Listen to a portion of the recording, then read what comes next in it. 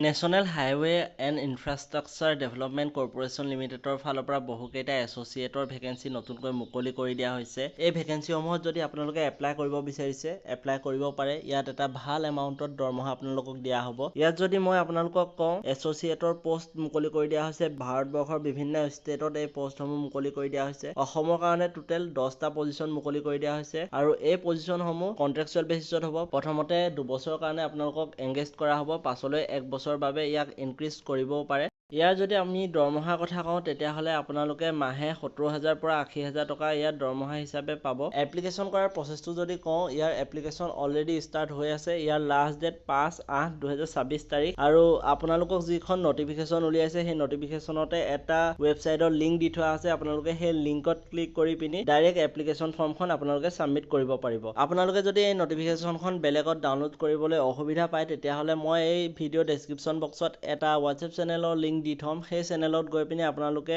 নটিফিকেশ্যনখন download কৰি ল'ব পাৰিব। ইয়াৰ যদি আমি কোৱালিফিকেশ্যনৰ বিষয়ে কথা পাতোঁ, তেতিয়াহ'লে এছ'চিয়েটৰ কাৰণে এপ্লাই কৰিবৰ কাৰণে আপোনালোকে গ্ৰেজুৱেশ্যন কমপ্লিট কৰিব লাগিব চিভিল ইঞ্জিনিয়াৰিঙত, নতুবা ইঞ্জিনিয়াৰিঙতে আপোনালোকে যদি IIT, NIT বা বেলেগ ইনষ্টিটিউটৰ পৰাও গ্ৰেজুৱেশ্যন কমপ্লিট কৰে, তেতিয়াহ'লে আপোনালোকে এই পজিশ্যনসমূহত এপ্লাই কৰিবৰ কাৰণে এলিজিবল হ'ব। লগতে এটা কথা মনত ৰাখিব, যদিহে আপোনালোকৰ এজ 30 বছৰতকৈ বেছি হয়, তেতিয়াহ'লে আপোনালোকে এই ভেকেঞ্চিসমূহত এপ্লাই কৰিবৰ কাৰণে এলিজিবল নহয়।